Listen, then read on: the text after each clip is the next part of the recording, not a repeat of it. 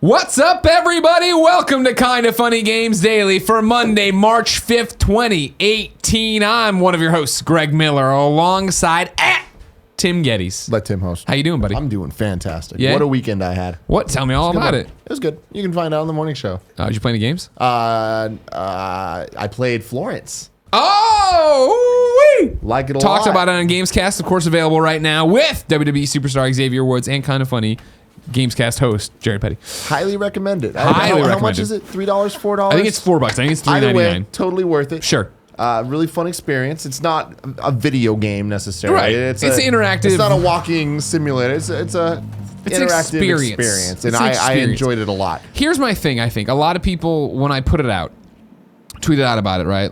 Everybody who plays Florence, I feel like, for the most part, is like, oh my gosh, what a great experience. I really liked it.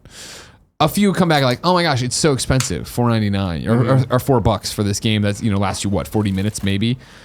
Not even. Yeah, exactly. I said maybe. Somewhere between 25 and 30. Like, it's real short. Yeah. Here's the thing, though. Impactful, sticks with you, and it's artisanal. It's artisanal That's the thing, game. is like you're paying for the art, you're paying for the music. The music is so good. It's available on Spotify. Joey Noel giving a thumbs up off there. Yeah, it's available on Spotify. I listen to it all the time. It's cool. Jen gets super sad when it gets to the sad music. Yeah. Great game. Pay for great games. That's all it comes down to. You know what I mean? It's a good experience. Go for it. You got $4 in your pocket, right? What's that? You have $8 in your pocket. Pay for the game, then give the rest to us on patreon.com/kindoffunnygames. If you didn't know, this is Kinda Funny Games Daily. Each and every weekday on a variety of platforms, we run you through the nerdy video game news you need to know about. If you like that, be part of the show. kindafunny.com/KFGD. You go to the Google form, give us your name, all sorts of questions, whatever your bad PSN names. What do you got to say, man? Get over there and say something, Ted. I know you're still alive. Oh, Ted. Then you can watch us record the show live on twitch.tv/kindafunnygames. Of course, if you're watching live, you have a special job. You need to go to kindafunny.com/you're wrong, just like Capitalist Pig does, and tell us what we screw up as we screw it up so we can set the record straight for everyone watching later on youtube.com/kindafunnygames or listening on podcast services around the globe. Housekeeping for you. We are fewer than 1,000 subs away from 230,000 subs on youtube.com/kindafunny. Please go over there. I know so many of you. We see the numbers. So many of you motherfuckers listen to it on the podcast and on the iTunes blippity bops. Now on Spotify. Don't forget about that. Just, you're right now, you're bopping around the kitchen. Listen to your Amazon Echo, Spotify's putting out my sweet things here. What I need you to do is just open up your phone, go to the YouTube, subscribe to youtube.com/kindafunny. I don't care that you're never going to go watch the videos there. Just give me that vanity number of subs. You know what I mean? It helps. That's all. Yeah, it helps us out a lot. It makes us look like a big deal. Is that a big deal for you? No. Get over there. They hide the podcast numbers. Show your love on the subscriber numbers. Also, I already mentioned patreon.com/kindafunnygames, but to sweeten the pot, I want to tell you, if you go over there and subscribe for the fan mail tier for this month, in April, you'll get a birthday card from me because it's my birthday, so I'm sending you birthday cards that you can either... I heard you on the morning show. Why are you doing this? I don't like it. I'm Tim. Doesn't make sense. Blue. At all. How does it make sense? It's my birthday. So now the fan mail is a birthday card from me. That... For you or from you? From me. Okay, that's where the sense stops working. Why? It's my birthday, and to give back, I want to give everyone else a birthday card that they can open at their leisure. To give back? Yeah. That's not how birthdays work. It's not Christmas. Christmas isn't about giving back Christmas either. is all about presents. It's a one-for-one. Sure, birthdays are all about presents. Exchange. Birthdays are about presents. Birthdays are a one-way. It's a one-way Sure, and I'm sending them this fan mail tier. You get the birthday card. I've been sitting on a birthday card from my friends Frank and Lori literally for 3 years. I'm going to open it this year. It's a 2018 birthday card. This one... Wait, what? I'm a weirdo. I don't think you understand how birthdays work. I also have a birthday card for my friend, the first friend in our group who had a kid. Yeah. Kid's name is Sean. I got him a pickle card for his first birthday.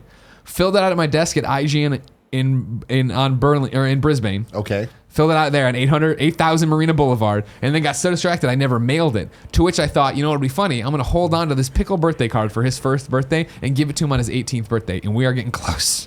Really? I mean, it happened when I moved here. The kids have got to be, what, 10 this year? Like, we're not that far off. And keep in mind, I'm going from 0 to 10. Got it. Yeah. Anyways, get a fucking birthday card from me. Don't listen to Tim. Patreon.com/kindafunnygames. And then I'm going to tell you today we're brought to you by MeUndies, but I'll tell you more about that later, including what color I'm wearing. Ooh. For now, let's begin the show with what is and forever will be the Roper Report. Left me hanging on that one. Sorry about that. I was looking at the time. That one definitely sounded like Star Wars. All right, hold on. Let's put it back into gear, all right? Let's begin the show with what is and forever will be the Roper Report. Time for some news. 5 items on the Roper Report. A baker's dozen. Number 1. This is a chilling headline. And by chilling, I mean amazing. Monster Hunter World is the best-selling Capcom game ever. What? Via GamesIndustry.biz, Monster Hunter World has now shipped 7.5 million units on Xbox One and PlayStation 4, which makes it the best-selling game in Capcom's history. Capcom said today that Monster Hunter World has been played by more than 7 million people from a total of 7.5 million shipped units, including downloads, a record high for the Japanese publisher. That milestone includes both Xbox One and PlayStation 4, and is all the more remarkable for Monster Hunter World being the first game in the franchise to launch on a non-Nintendo home console since 2006. It is also the first simultaneous global launch of any game in the series' history. Capcom noted both of these factors in a statement released today, stating that Monster Hunter World has overcome both linguistic and cultural barriers in finding this new level of success. Our own Rob Fahey made a similar observation in a recent editorial where he said that Capcom's confident strategy, quote, is well worth bearing in mind the next time someone trots out a vague, hand-waving argument about a certain franchise or a genre only working in a certain region for ill-defined cultural reasons. Damn, son, get shot. We knew Monster Hunter World was destroying. I'm obsessed. I crossed 100 hours this weekend. Very proud of myself. I can't wait to play more. I can confirm for the first time ever publicly, Friday afternoon, twitch.tv/kindafunnygames, Monster Hunter World stream with myself, Big Dog Kev, and joining the hunt via the internet, Cisco. We're running Cisco through some story missions. We're going to get him up there to do all the great stuff. It's amazing. I knew it was doing well. If you would have asked me before today, what's the best-selling Capcom game ever? I'd be like, whew, you know what I mean? This headline is absolutely insane to me. We're talking Mega Man. We're talking Resident Evil. Yeah, Resident Evil's where I think I would have ended up, right? Nuts. Yeah, I mean, more power to him. The game's fantastic. And I feel like this is one of those things, we do MCU review every Tuesday on youtube.com/kindafunny. Why don't you subscribe, Ted? And we always are talking about the box offices of those movies. And, we see that as they go on, they just go up and up and up. Yeah. And with the exceptions of the big kind of tentpole Avengers style things, sure, within the franchise, they go up. Within the Thor movies, within the Captain America movies, they go up. And when you look at video games now, it's like when we always talk about PlayStation 4 and how ridiculously ahead it is of Xbox One, but it's like Xbox One's still selling very well. There's a lot of these systems out in the wild, more than we've seen in previous generations, and people are buying more games. So it's not surprising that a game could do this. Yeah. But for Monster Hunter to come out, I think all these things added together really do help it. It being day and date around the world, it being on both the main quote-unquote consoles. That all helps it. And there was such a buzz about this game. And again, the January release date really goes a long way. Was it January, February? Did we play it late all? January. It was late January. Yeah, I was in Quebec, right, when it happened, so that makes sense. Yeah, January. Okay. So it's not really surprising, but it's news. Like, this is big news, and like for Capcom, a struggling Capcom. We've talked about Capcom a lot in the last couple of years. Where in the last few months, I remember before the turn of the new year, we were talking about there was like some rumor somebody's trying to buy them, or there was a rumor that something was going on, or somebody was investing. I don't remember that, but it's nuts, especially with them coming back with Mega Man and with Mega Man 11 and all the various ports and collections they're doing. Yeah, and of course with Street Fighter and all that. Capcom might be on an upswing from this, and I think learn the right lessons and do the right things. Yeah, totally. And we keep talking about Monster Hunter World selling well. Then it's like, what's the next step when it comes to their return to Nintendo and return on the Switch? Yeah. Can a Switch version of not Monster Hunter World? I think it would be a different Monster Hunter game. Although Adam Boyes, Adam Boyes talk about that? No, it happened over the weekend. Adam Boyes over the weekend tweeted. Of course, Adam Boyes now working at Iron Galaxy with Dave Lang. That hey, we port. What was the last thing they ported? Skyrim. Or was that it? They helped with the Skyrim port. And hey, we'd be down to help port Monster Hunter World over to the Switch as well. Yeah, no traction, no real movement that we've seen. Yeah, that'd be a private thing, I would think. But I don't imagine we'll ever see Monster Hunter World. You'll see a Monster Hunter variation there for sure. on Switch, but I do think there'll be a proper Monster Hunter on Switch. And the question there is, can that outsell this? No. You don't think so? No, I think it'll do extremely well. I don't think it'll outsell this. I don't know. Really? I really think there's a possibility with the amount of Switches out there and with What is the Monster install Hunter. number? That's the thing, isn't it? Now aren't we past 14? Are we? Damn it, Kevin. I think we're past 14. I mean, This is what I'm talking about. I don't even want to. Nick doesn't want to come to work anymore. We're not running and buy him. Order fucking chalkboard paint right now, because that's the kind of information I need right up there. Yeah. You heard this plan? Did you hear this plan? No, I have not heard of That my plan is that since we do this, and I like for me, it's always like, wait, how many PS4s are out there?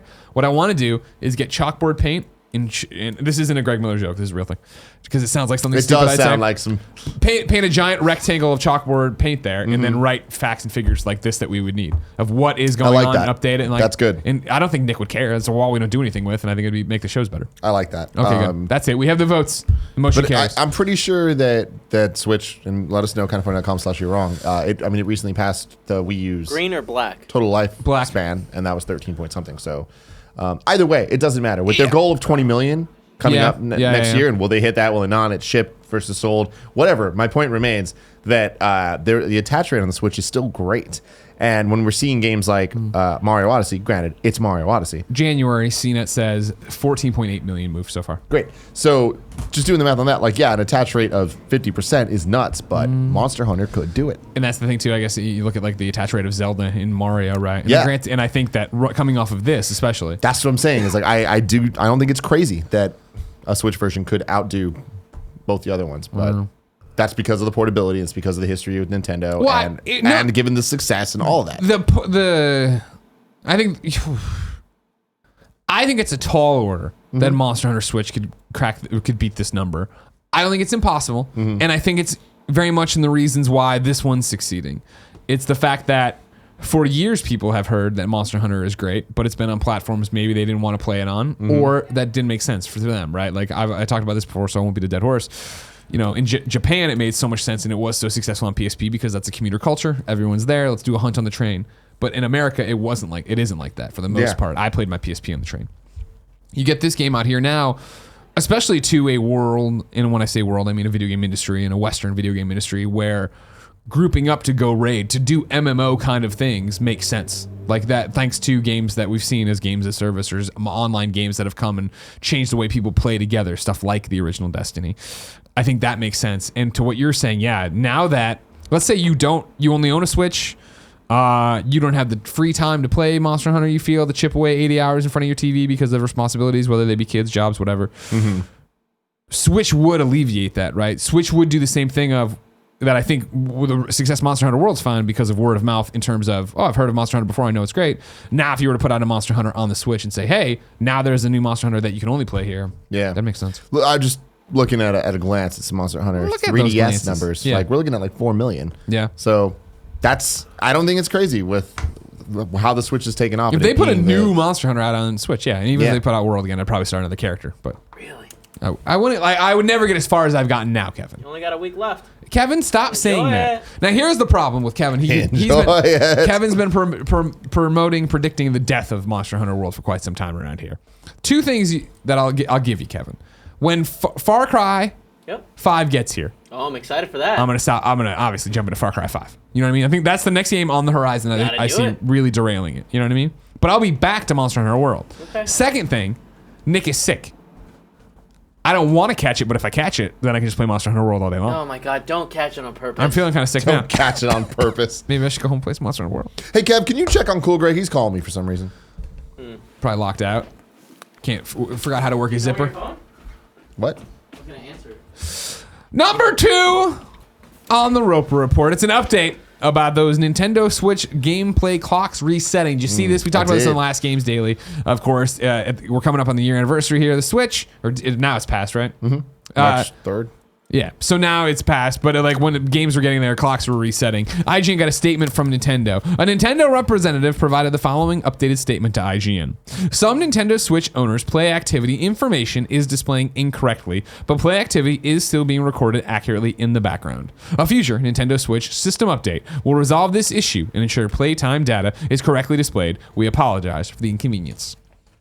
Good on you, Nintendo. As I was saying on Friday, this isn't on purpose. Okay. This isn't a thing. I didn't know if it would be okay, but I definitely was like, this isn't something they thought was a feature. Yeah. Somebody missed a line of code somewhere and didn't realize that would happen. But it'll be fixed. Good. Everybody chill out. Now, we're going back to GamesIndustry.biz for a sad story. Cancer has claimed the ex-GameStop CEO. J. Paul Reynolds, CEO of GameStop from 2010 until earlier this year, has died. The retailer confirmed the news today in a statement from Reynolds' successor, Mike Mahler. Quote, "We are profoundly sad to learn of the passing of our friend and former chief executive officer, J. Paul Reynolds," Mahler said. "His spirit is woven into the fabric of our company, and the entire GameStop family mourns this loss.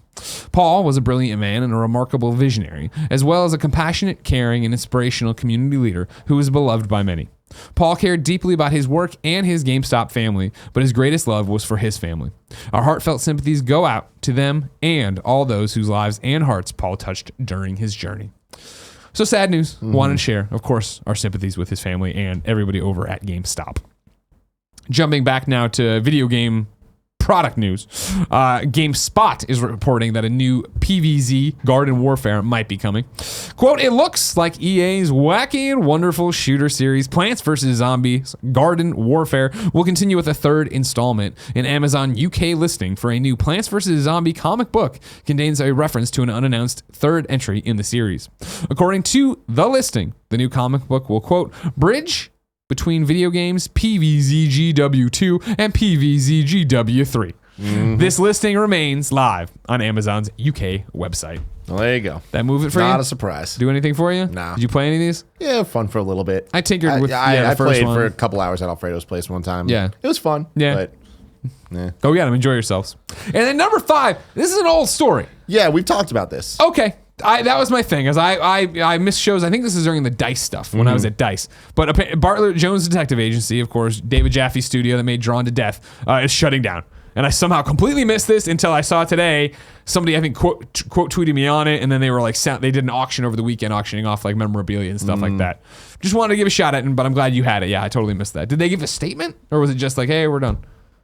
Do you remember? No, there was some issues where they laid off a significant amount of the staff, Yeah. and then from there it was just kind of like, oh yeah, the game they were working on is canceled. Yeah. and then it was just like kind of. I saw and I was wondering if it didn't look good for them not knowing this because I somehow missed it. But I saw Jaffe in the last week somehow or somewhere tweet out an image of a Marvel VR thing. Did you see this?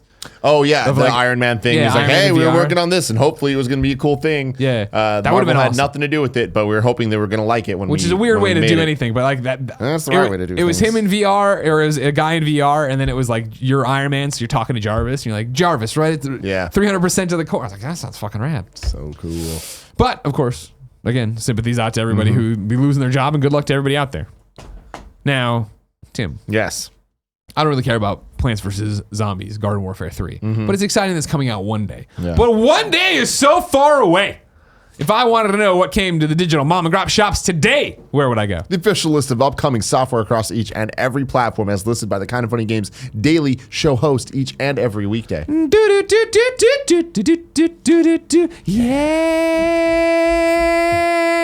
Yeah. As Kevin walked away as we started into it, I was like, oh, this is going to be bad. I can't do without my Big Kev dog. I need an injection of Big Kev dog daily. Ew. Out today, the bonus episode of Life is Strange Before the Storm, entitled Farewell, is available to download now on Xbox One, PS4, and PC. This episode welcomes back the original voice actors Ashley Birch and Hannah Tell, who resume their roles as Chloe and Max in an emotional and nostalgic trip down memory lane. I spent a bit of the weekend going back and watching and catching up on all the Hey Ash, What You Playing episodes that I haven't seen over the last year or two. Yeah. God, man, they're so funny. Are they still putting them out weekly? Yeah, it's not Well, Okay. I actually don't know. They have a Patreon, so I'm not sure if it's just exclusive over there or not. Okay. But definitely not weekly. They're Okay. sporadic. Just I was going to say, coming as out. busy as both Ash Both of them and are, yeah. Anthony are, I can't Their imagine. videos are so funny, man. They are. That shit, like, it stands up to this day. Going back and watching some of the old ones. They did one called Nintendo Land before Nintendo Land came out. So funny. Agreed. You should go watch those struggling YouTubers. VR Furballs Demolition is a new adventure game in VR that brings to mind the Angry Birds franchise. That's from their official press release. Just like, Really? we're like Angry Birds in Brings VR. it to mind. It's on Steam. The DC Superheroes DLC pack is now available for Rocket League for $3.99. There's also a PUBG Xbox One patch out that came out on Friday. I looked through it briefly. It looks like it just makes the things a little bit better, but I didn't like. There was no giant standout thing. But hey, you probably already knew if you're that deep into PUBG, right, Kev? Yeah. Won't play Monster Hunter anymore because the only one wants to play PUBG. Not true. New dates for you. Well, you're playing it Friday with Cisco. No, new dates Friday. The Swords of Ditto rise to the challenge on April 24th. Ditto. I think it's just the Swords of Ditto, and then the press release put the rise to the challenge. Swords of Ditto is coming April 24th. It's a new compact action RPG debuts on PS4 and PC. Great. Solo, the introspective puzzler from Team Gotham, set on a gorgeous and surreal archipelago, makes landfall on PC via Steam April 26, 2018.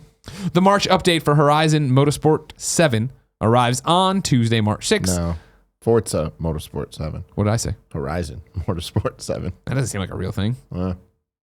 Because I'm taking Forza Horizon in motor. Horizon Motorsport would be interesting. Fucking though. Halo riding dinosaurs and shit. Anyways, that lands on March 6th. The highlights they wanted to highlight were the Spectate ticker and the Spectate telemetry. So go spectate that. Xbox got a new show, Tim. Inside Xbox will debut March 10th at noon, marking the dawn of a brand new way for the team to celebrate our news, our games, and our fans. Inside Xbox is many things. A premiere live news broadcast that will highlight breaking announcements and a peek behind the curtain of Team Xbox. Then they kept talking about what else they would do in very PRE language. It's monthly. So here's the thing. To me, looking at the news of the day, I thought this was going to be like the main story of the day. Okay. This seems Explain like a big why. deal. Why did I sell it out? So Undersell it. we undersell it. We don't know, and I might be wrong about this, but this could be their Nintendo Direct. But it's going to be monthly. To me, what it sounds like is core from PlayStation. Like, hey, we're just going to do this monthly thing. Of like, I mean, because they said there's going to be game announcements, and they're going to talk about Core had game announcements. Pass and what they do with that. I'm hoping that this is Xbox being like, hey, we need to take a more proactive Messaging? stance on messaging and making this kind of an event that every month Xbox fans are, Stoked for, Reset excited Era for. is like freaking out about what's going to be shown and overhyping themselves. Like, okay. I hope that it's that. It does look a little loose, and seeing the trailer, it seems more old school up at noon style than like with interviews and stuff than a Nintendo Direct. But Yeah. it excites me that to see this type of thing. the intro paragraph to it. I didn't even watch the trailer, but just the thumbnail of the trailer just made me think, all right, cool. It's another, this isn't me knocking it, another corporate, hey, here's what's going on at Xbox, which will be like what Core was. Hey, what's going on with PlayStation? Again, I'm sure there we will don't know. be announcements on it. I'm hoping that it is more in line with Xbox and Microsoft's vision of what their directs would be, and that I hope that a lot of headlines come out every month from this. Like I hope that it's the type of thing where even if it is just new features in Sea of Thieves, it's not just like the real nitty gritty stuff. It's like more top level. That's the way that they have their press releases and update all their games. What games are coming to Game Pass, especially now that the first party stuff is such a huge boon for them. Sure. I don't know. I think this is going to be a big deal. Okay. But I could be wrong. We'll see. I mean, and I'm sure that I would imagine episode 1, of course, launching March 10th at noon. That'll be a big one. And we'll know. But That'll let us know. I think 2 months out, we'll know. Yeah? I think the third episode, like, are you still bringing big announcements, or is it just now Larry talking about what's happening on Xbox, which is fine? Big announcements, though. I feel like when you look at Nintendo Direct, it's not often big announcements. Like sometimes the big directs do, but then there's the Nindy events, and then there's the ones that focus on just specific games, like Xenoblade Chronicles or whatever. Yeah. If they do this right, I think it can create an interest in the Xbox ecosystem, and I think that's something that's really lacking for them. Yeah. An interest?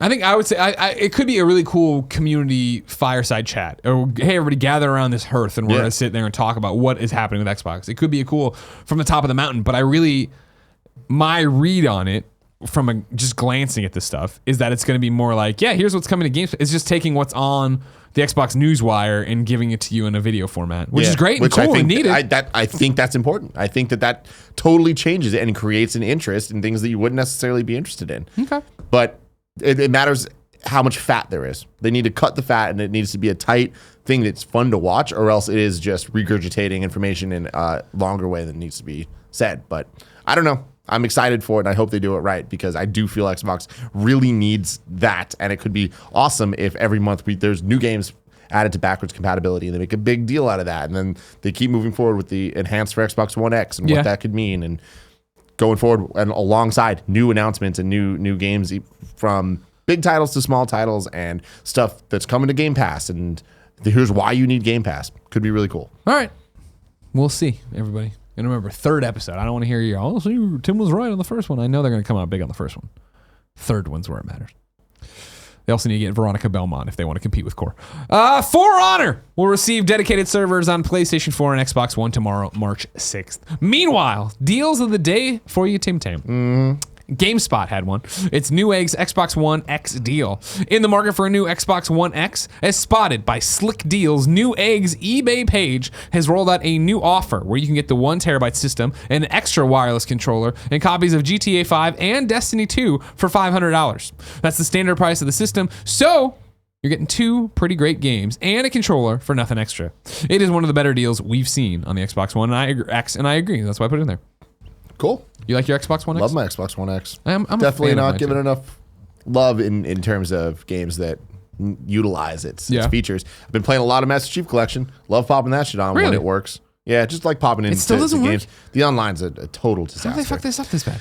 My guess, I mean, in October they put out a announcement that they are still working on it and that there's going to be a big patch update coming and that it's going to give Xbox One X enhanced stuff and the 4K and all that stuff, and they're going to fix all the problems once and for all. I can see them trying to have a big relaunch once they announce that, which would be a perfect thing to talk about at these Xbox Inside things or Inside Xbox. Sure. But I also wouldn't be surprised if they came out at E3 and made a big deal about Master Chief Collection getting a kind of like reboot. Interesting.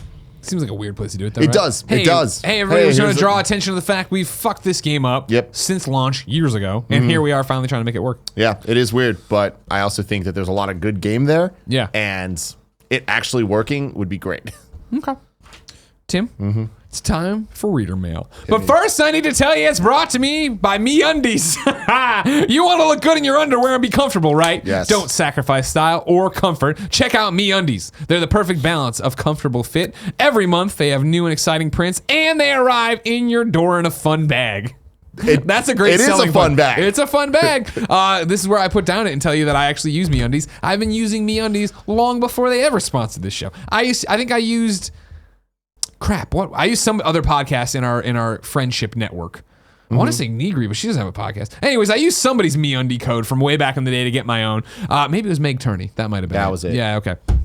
I love them. They're soft. They're comfortable. They have cool little patterns on them. You want to know what color I'm wearing today? What are you wearing today, Greg? What are you wearing today? Yeah, I wear MeUndies every day. I'm wearing the Army Man ones. I'm just wearing my orange.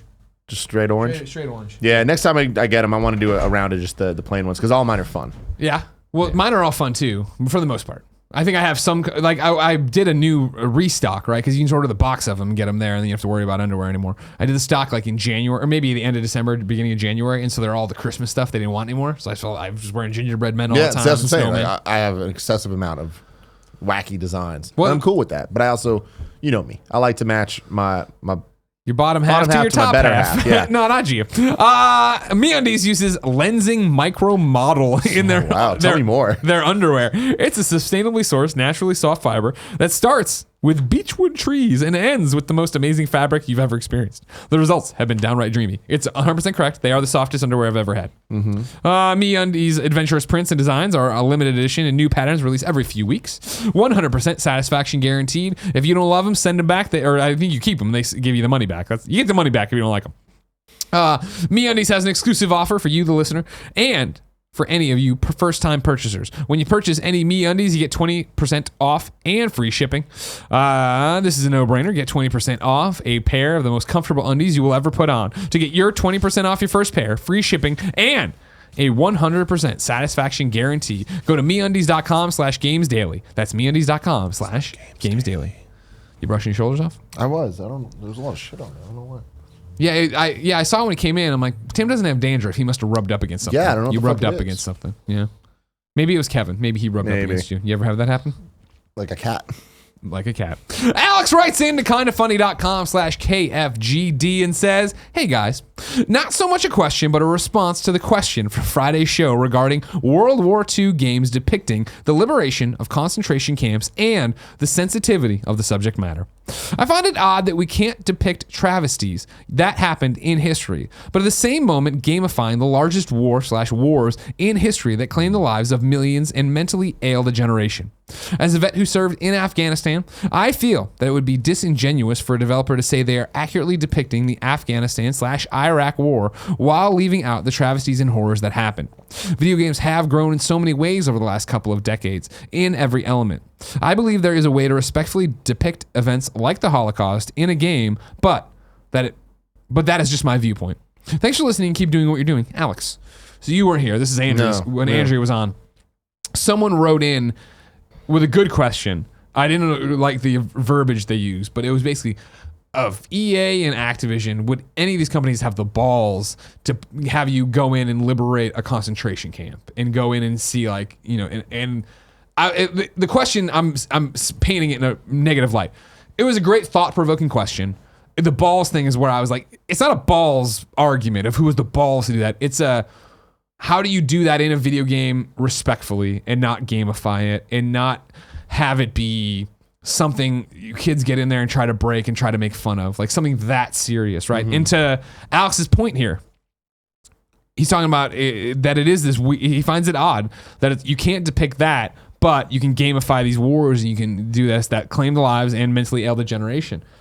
It's 100% correct that we're in a weird spot in this conversation, not even argument, in the way that I feel most war video games put you in there, but don't ever have you really deal with what's going on. You know what I mean? Like I remember in World War II when it was like, I'm sorry, I remember in Call of Duty World War II when I'm storming the bunkers and stuff, and I'm throwing Molotovs or whatever it was, and like Nazi guys are running by on fire and clapping. It's like, wow, this is fucked up and crazy, and that looks great. And then there was those moments of like, wait, this really happened. Like my grandfather did not this, but something to this effect. You know what I mean? And like, that's fucked up that we're playing, but to be active participant and have a bad guy and I'm the good guy, you're the bad guy, we're shooting you, we're burning you, we're blowing you up, it's whatever, and we're running away. For some reason, that's okay to play and wrestle with and have in your head, but to walk into a concentration camp and find hundreds, see these sprawling cages of human beings gaunt that are being tortured and starved, and like, how do you deal with that? You know what I mean? How do you do that in a way that it on a Twitch stream doesn't come off when somebody's playing that and fucking around with that they're complete assholes? And I feel like games have already kind of poked the fence with that a bit. Like the press have to pay respects and stuff, and people can get upset about how things are handled in a multitude of ways. I feel like there's a lot of interesting questions being raised here, and I don't think there is a right way to handle it. I don't think it's a balls situation as well. But I feel like it really comes down to when you gamify the situation. Gamifying war in itself is wrong and is fucked up.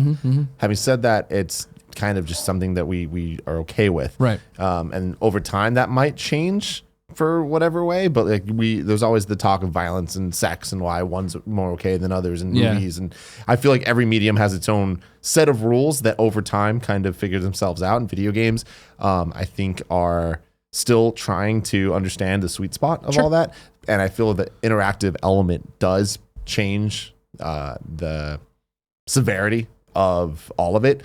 And I feel like when it comes to just location and Normandy Beach being this fun thing that you do, it's like, it wasn't fun when they were actually doing it. And I think that there's a disconnect that we've learned over the years that, watching Saving Private Ryan, it is just kind of, well, now you get to play that, now you get to do that thing. And I feel like there's a fun to that. There's like a sense of adventure, and it feels more like playing a movie.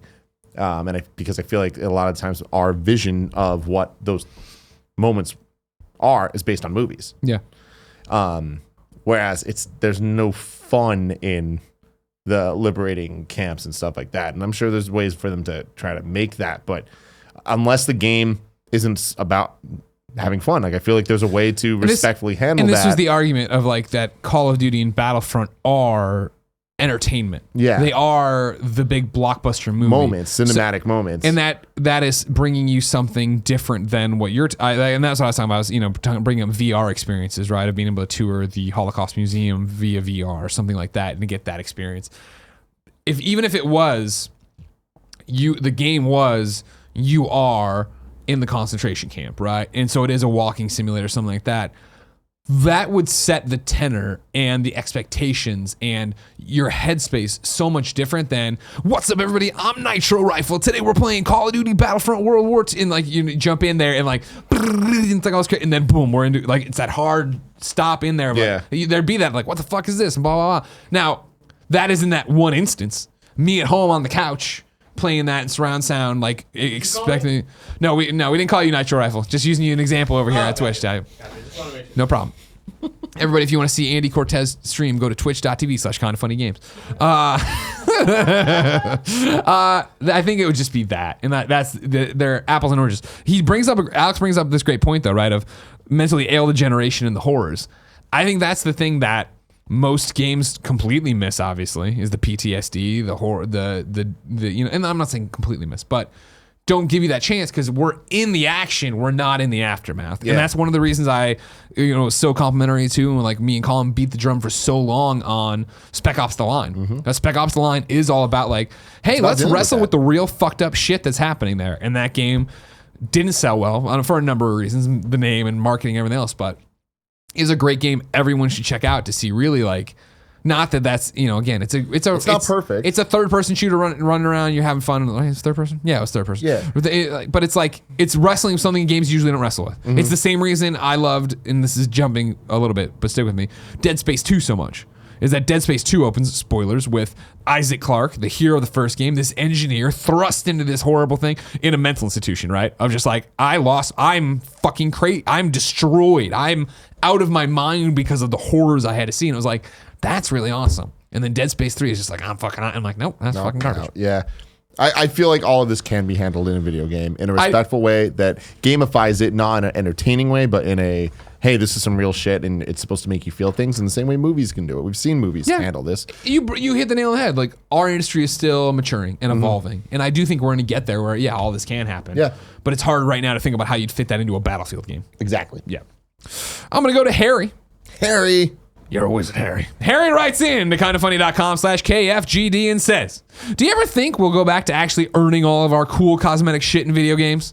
What I'm really referencing here is skins and weapons and characters in shooter games. I remember back in the day you had to earn the cool camo to show off your skill or the cool helmet in Halo.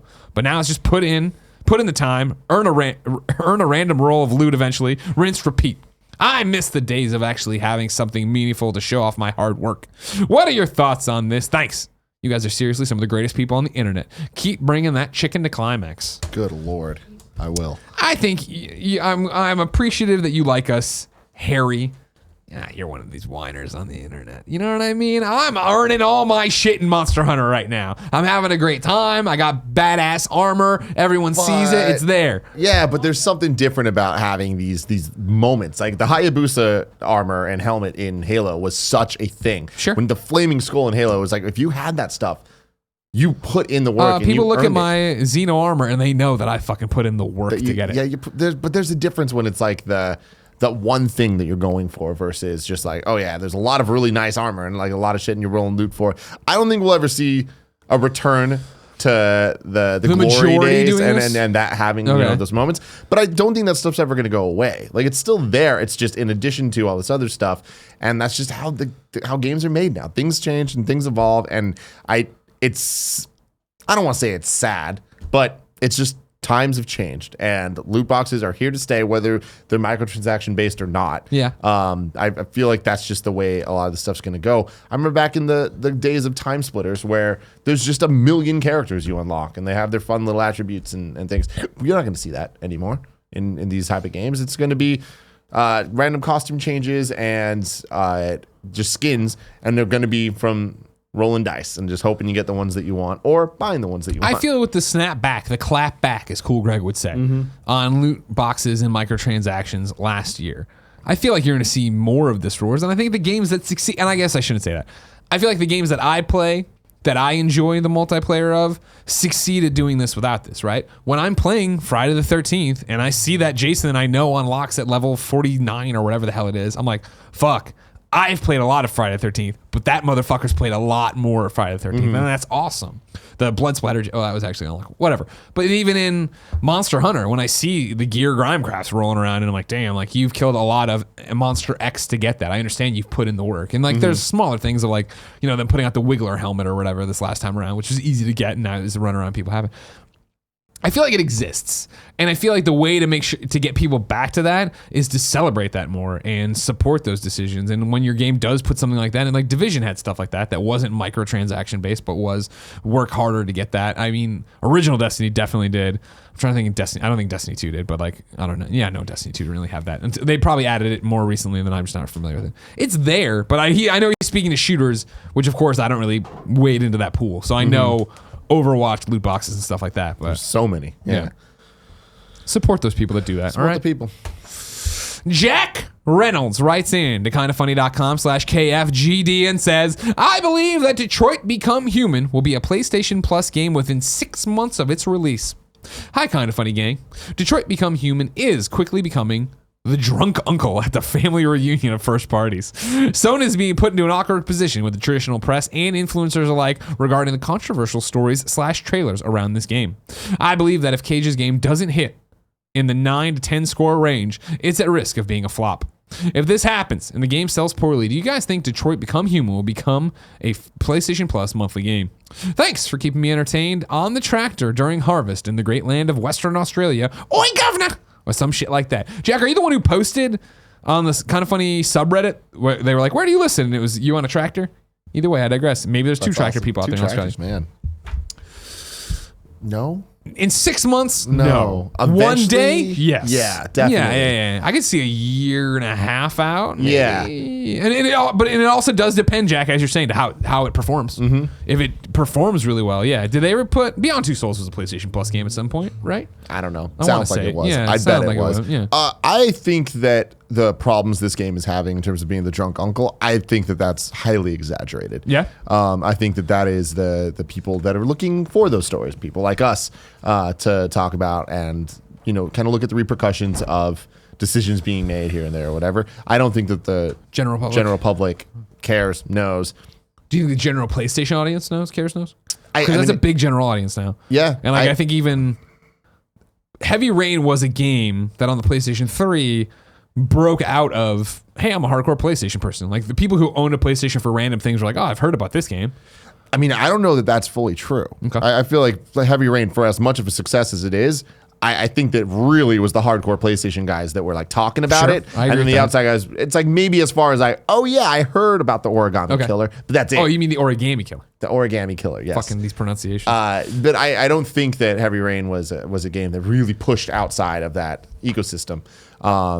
When you look at then Beyond Haven and whatever, but with Detroit, I think this is different. The way that they're marketing this game, the way they're talking about this game, I think it has a lot more. I feel like it's going to succeed. I feel like this game is not going to flop in the way that Beyond Two Souls did. Sure. I feel like one of the big things they have going for them right now is that the themes it's wrestling with, that sci-fi, androids are they human, are they not, more than ever is is bumping up against reality, and is a conversation people like to have and talk about. And Elon Musk people love Black Mirror and that type of stuff. It's like I feel like people are ready for those stories, and yeah, some of those stories like we've seen kind of push the envelope in directions that not everyone's comfortable with. But I think that is a good thing sometimes. Sure. I agree. You know, maybe I'll eat my words later when it comes out, and if it is gratuitous, then it's a time problem. out. I mean, I think regardless of if they succeed or fail at that, pushing the envelope and figuring out boundaries and trying. If we never try to tackle an issue, then it's like what I talk about with podcasting or writing or whatever. The first things you ever do are going to be fucking trash. Mm-hmm. And so as an industry, someone trying to tackle that, it's like VR. You could easily put on VR right now and take it off and be like, these games suck. These aren't real games. But it's people trying and learning and failing to then pick themselves up and go. Or for the industry to go, oh man, they did not do it right. I want people to push the envelope. I mean, this goes back to what we were just talking about with the camps and stuff. But like dealing with domestic violence is hard. Yeah. Gamifying that is why people are upset. Yeah. It's like, you should not be glorifying it this way. And it's like, well, it's trying to tell the story of why it's wrong, and it's not trying to make it fun. And it's like, oh well, there shouldn't be options to have the story go that way. It's like, well, Real life doesn't just work that way. And I think that it really comes down to how the game's going to handle it. And I'm very excited for the game. Everything I've seen for it looks really, really cool and interesting. And everything we've played for it, I really like. Yeah, exactly. And it's hard to take things out of context and just see a trailer. Yep. And it's easy to make assumptions based on that. And I'm hoping that at the end of the day, all of the outrage articles that we've seen over how this game has been presented will be followed up with things of like, oh, but it actually works. And in the end, it works.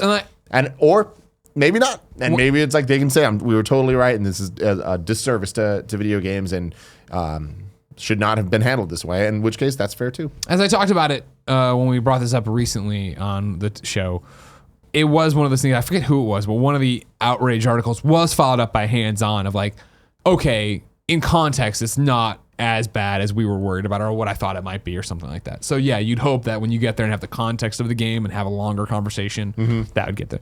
I want to stay on this thread though. William writes in to kindafunny.com/KFGD, just like you can, and says, hey guys, sorry for being a little bit behind. But on the topic of Detroit Become Human, why people can never believe the person that is defending themselves.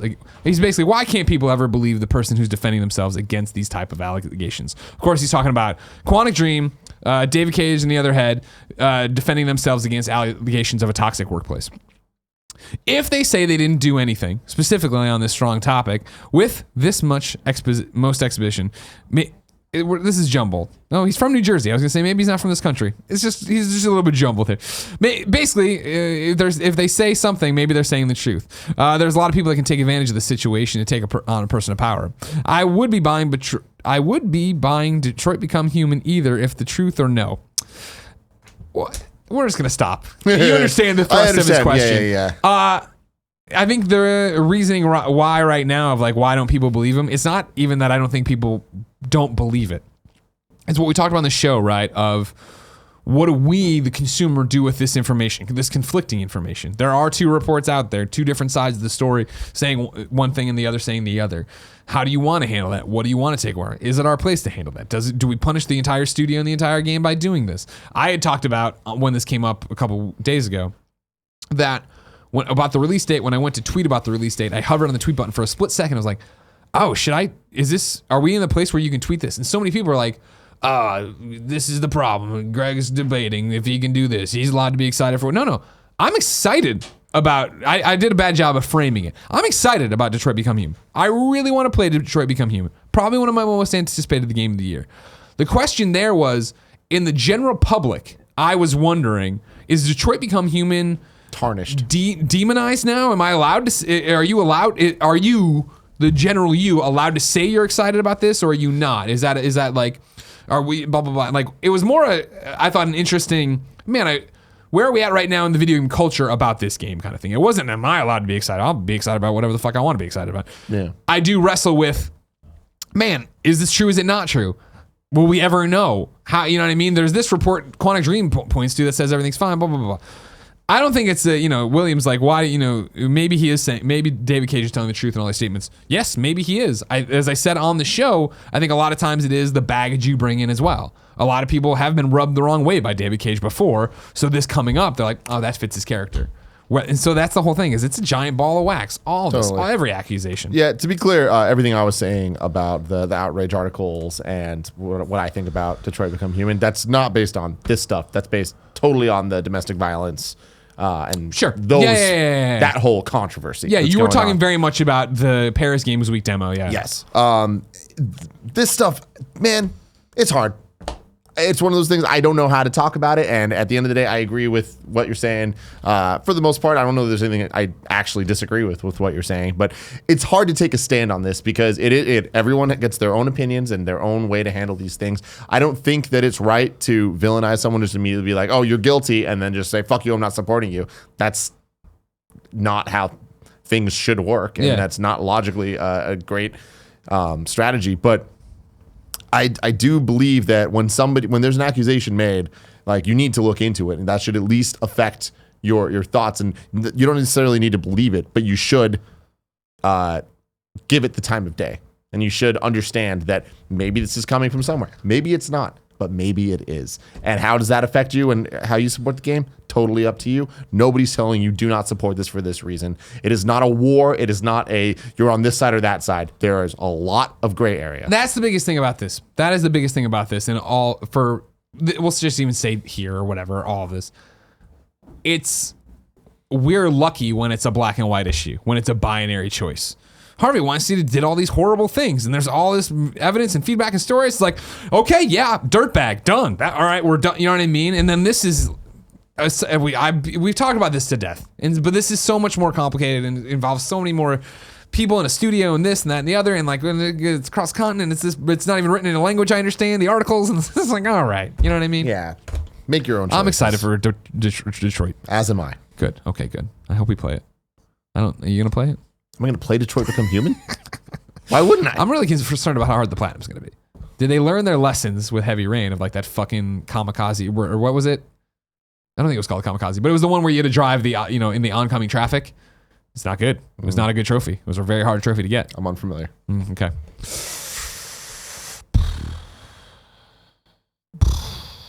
Chad just wants to know where the Switch cloud saves are. We ever going to get that, Tim? Yes, we will. When? I think it'll be part of the online. Okay, cool. And then Graham writes in and says, have either of you checked out Where the Water Tastes Like Wine? It's an American take on the adventure genre made up of many novellas written by a huge list of writers. It's got a fantastic original soundtrack and stars the one and only Sting. The problem with that is there's only one Sting. Yeah, I know. Are you talking about the wrestler or the musician? And I know that Dave Fennoy's in this game. The fact that I knew Dave Fennoy is in it and not Sting makes me not 100% confirmed on this. Anyways, he says it's PC only, but I think it's a game a lot of the best friends would appreciate. I have a code for it, Graham, but as you know, it's rare that I turn on the PC to play PC games. So I've heard a lot of good things. I'm putting it on all y'all's radar. Dave Fennoy, of course, DaveFennoy.com. Throw some support. I don't know if I'll ever get to it. A lot of monster hunts to hunt. Got Far Cry coming up. And then there's just, when I play video games, I like to play them on a fun machine, not where I have to do my taxes. Jeez. Gotcha at the end. Everybody pay attention. I don't know. I'll get to it. I'll get to you. I'll get you eventually. PC gaming's fine. I'm just joking around. Everybody calm the fuck down. Time to squad up.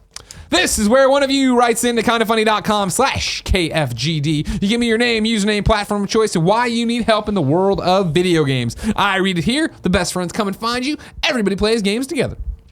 Today, Oliver writes in and says, what's good, Greg and Tim, you beautiful bastards? Tomorrow, Blood-Borne goes live on PlayStation Plus, and it's got me all excited. Blood-Borne is probably my favorite game of this generation, and I'm super pumped for anyone who gets to suffer through their first visit to Yharnam. Yharnam Nugs. I want to offer my assistance to any of the best friends out there who need a little guidance, because A, it's a good excuse to play more Blood-Borne. 2, it'll give me a reason to hang with the excellent best friends some more. And D, I want to laugh as helpless new hunters get their asses chewed out by Father Father Gas. If anyone needs help hunting, add me on PSN. My name is White Guilt. He's done this before. WHTGLT. Maybe not White Guilt, but that's what I boil it down to. And then he puts in parentheses, please you, hey, let us change our names. Damn, that is a bad name. And may the good blood guide your way. I forget, WHTGLT has written in before. I forget if it actually is White Guilt or if that's just what everybody pronounces it as and he feels terrible about it and wants to change his name. Either way, though, WHTGLT is there to do some Blood-Borne, Dark Yanum Nordstria. That was me having a stroke, and I'm not going back. New segment before we get to your wrong, Tim. This one's called Squad Up Success. Sarah wrote into kindafunny.com/KFGD. Just like you can, it says, thanks for reading the Apple Watch 3 Squad Up on Friday. Daniel and I have now been linked up and have been smashing our move/exercise/stand rings over the weekend. Yeah. It's the first time I've reached out to the Kinda Funny community despite listening since the beginning. So, thanks for giving us all the chance to reach out. Keep doing what you do, Sarah from Australia. Tim? Yes. When people watch us live on Twitch, as they can do each and every day as we record this show, we ask them to go to kindafunny.com/youarewrong and tell us what we screwed up as we screwed up to set the record straight for everybody watching later on YouTube or listening on podcast services around the globe. What did we mess up today? Lord of Pone says there is already a Monster Hunter game on Switch, Monster Hunter XX Double Cross.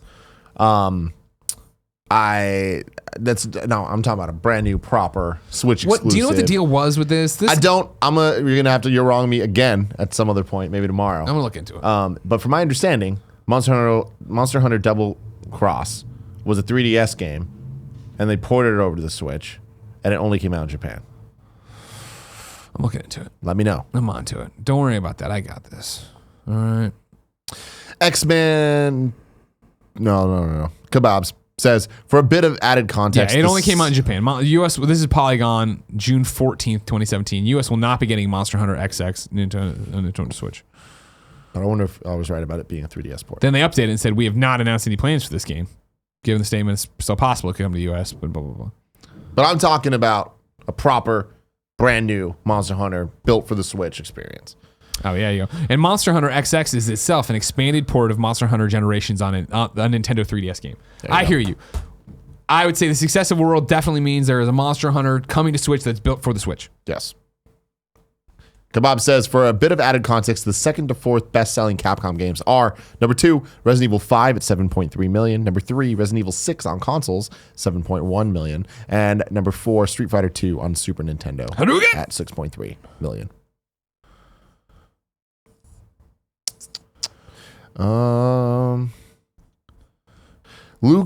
Luker Wolf says, Greg, you may have missed a small bit of news from the official Life is Strange Tumblr. It says, hard to believe I'd miss some news from the Life is Strange Tumblr. But when a door closes, a window opens or something like that. We now look forward to the coming months when Michael Koch and Raul Barbet's team at Dontnod return to present a new story and characters of the next Life is Strange. So it sounds like the next Life is Strange game from Dontnod will be announced in the next few. Don't nod. It's not on you. They shove it all together. Don't nod. Yeah. Will be announced in the next few months. Okay. And it's Michelle, by the way. Koch. Big Angry Dad 82 says they already have This Week on Xbox with Major Nelson every week, so I think Tim may be right. Okay. Why would they have a monthly show with the same information? They said Game Pass announcements. I'm hoping for Crackdown launch this month and maybe a window for State of Decay 2. We'll see. I'm a hoping. God, State of Decay 2, yeah. Give me that game already. King Gato and W says that the PUBG Xbox patch is a massive patch. Without exaggeration, it plays like almost entirely new and polished game. It locks the frame rate at 30 frames per second, adds new textures, enhanced LOD, and almost 100% eliminates rubber banding, hitching, and stuttering. It cannot be overstated how much of a performance increase this patch gives. It changes the feel of the game entirely from a beta to a release-worthy build. For the record, I use an Xbox One X on a 4K Ultra HD TV with HDR. Well, that's an excellent. You're wrong. Thank you very much. To past game testers, this performance increase is equal to a dev team turning off debug mode and closing all memory leaks. All right. Thank you very much. That's a good one. Kevin, you're not allowed to play it, though. Keep playing Monster Hunter. Capitalist Pig says Beyond Two Souls was never released on PS Plus. Thank you very much, Capitalist Pig. Good to see you. And then Ignacio Rojas says Beyond Two Souls has only been a PS Plus game on the Asian store. Thank you very much. The game released on October 8th, 2013 was added on March 3rd. That's why I got confused, of course. I'm a big fan of the Asian PlayStation Plus games. That's right. They confuse me quite a bit. You know what I mean? That's it. All right. I can live with that. Me too. If you didn't know, ladies and gentlemen, this has been Kind of Funny Games Daily. Each and every weekday on a variety of platforms, we run you through the nerdy video game news you need to know about. Tomorrow, Andrea Renee will join Tim here on the show because I'll be hosting the morning show with Jessica Negri.